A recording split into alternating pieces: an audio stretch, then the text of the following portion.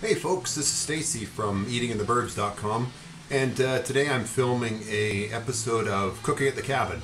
And what we're going to do is we've got a beauty of a prime rib steak bone-in.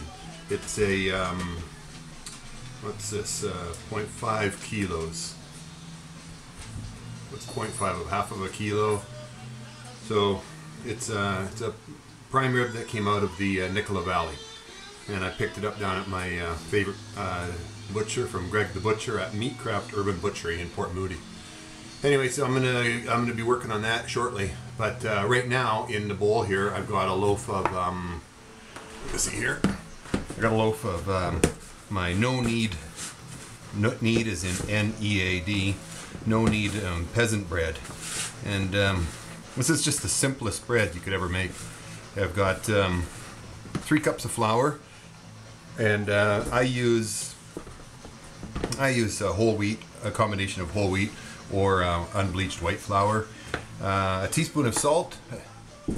Just stir it up a bit there. A teaspoon of salt, a teaspoon of sugar, a teaspoon of yeast, and today I threw in a tablespoon of very finely ground coffee. Just thought I'd see how it was. It was a little bit dry when I was mixing it, so I just threw in a splash of my Stanley Park to just moisten it up a little bit and make it so that it mixes nicely. So typically what I do with this bread is I let it sit for 12 to 16 hours and rise up, and every couple hours or something like that I'll take the spatula here, the rubber scraper, and just push it down and back into the bowl. As it rises up, I'll just push it down. And anyway, I'm going to be getting started on the steak shortly, so for now, I'll catch up to you in a minute. Okay, talk to you in a minute. So here we are. We're continuing with our steak preparation. This is a bottle of barbecue Pete's Wood Pit Barbecue All-Purpose Spice Rub. A good friend of mine, Jane, brought that to me, and so I used a bit of that today on this steak. And so I've actually taken the liberty of already putting some rub on it, and you can see this is a beauty. It's just a slice off of a prime rib essentially, and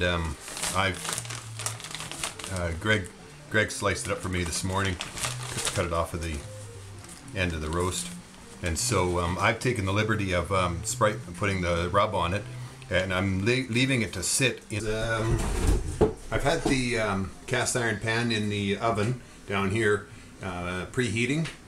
This oven's up to 450 degrees, and I'm going to switch it over to broil, and I'm going to pull the pan out and get ready to drop this 8-ounce piece of prime rib into the pan. I'll drop a little piece of butter in there first, so let's do the pan. Okay, pan. Yeah, oh yeah, she's smoking hot. We're up here. That's literally smoking hot. Let's switch this oven up to broil, and yeah, there she's on a sizzle. Get that little dollop of butter melted into there. Gotta leave this on here so I don't forget. And let's see, I didn't even measure this. Oh, absolute perfection. Look at the way that fits in there. Okay, and I'm gonna fire that under the grill. See, set that up for, let's see, put my watch on here, the timer, stopwatch, let's say, timer, 5 minutes. 5 minutes, and what I'll do then is I'll pull it out, flip it over, set it up for another 5 minutes, and then let her have a rest. Okay? See you in a minute.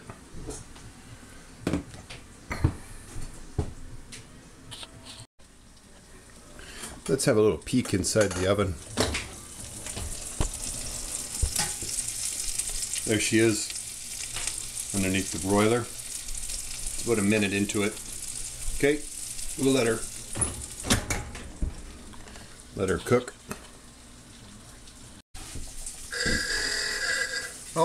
The timer's sounding.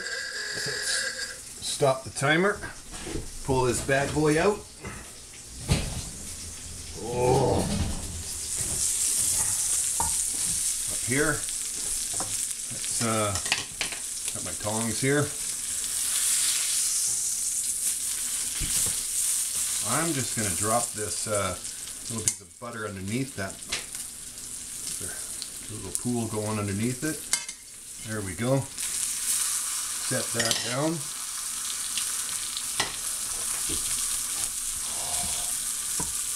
looks heavenly. Okay.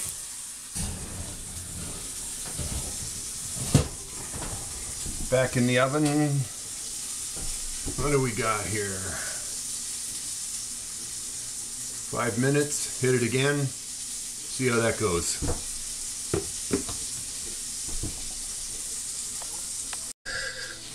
Oh, there's the timer. That's 5 minutes. Good old iPhone. Let's pull that prime rib steak out. Oh, oh.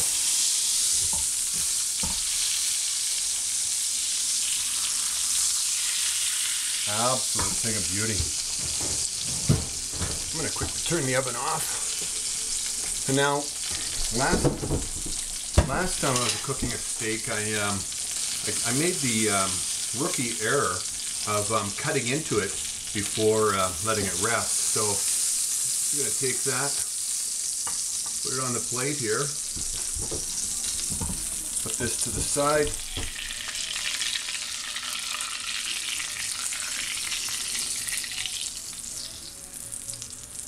And then, look at that, eh? What a beautiful, beautiful steak. Put the rib across here, and then just gonna let this little fella rest for a couple minutes, and then I'll cut into it, and we'll see how she looks. Okay? Just let her rest while I have a sip of my Stanley Park Foghorn Ale.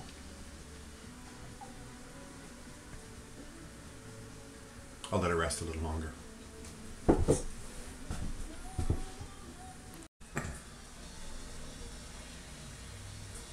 Okay. Oh, that's a beauty of a shot there. Oh, beautiful. Oh, hi. I didn't realize you were filming already. Yeah, so this is the steak now on the plate. And as you can see, I wanted to make sure it was a balanced meal. So I have carrots here now. And what I did was I baked them. I sliced them up and baked them along with this potato. And what I did with the carrot or the potato was I sliced it, and you can see how I sliced each one like that. But I left the back of it together, and then I jammed a little wedge of carrot between each slice of potato, just so that let the heat get down in there, so it'd bake a little bit quicker than normally, because I was hungry. And it also, you know, it looks kind of cool. But anyway, so here's the steak. So I'm gonna cut into this. Let's see, how does she look? What do you think? Where do you want it? You want it right there, boss? Yeah. Okay. It's been resting for a few minutes, so it should be ready. Let's have a look.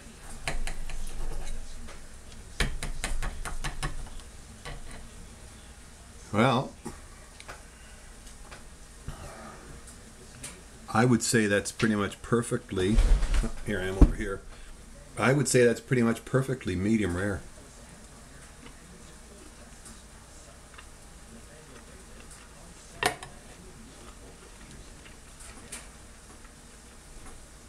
That is unbelievable. That is absolutely exquisite. So tender. Just let's cut a little deeper into here.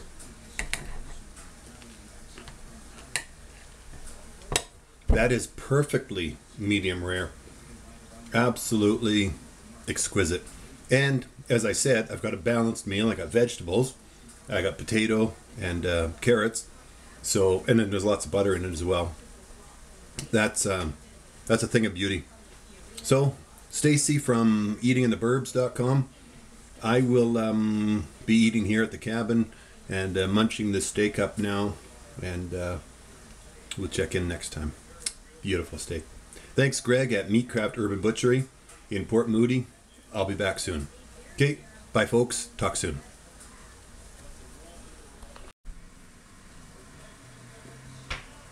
I did it. I ate all the carrots. I couldn't eat all the potatoes, but I did manage to get through all the carrots. I'm full. Oh, and I ate the prime rib as well. Awesome. That was a lot of carrots.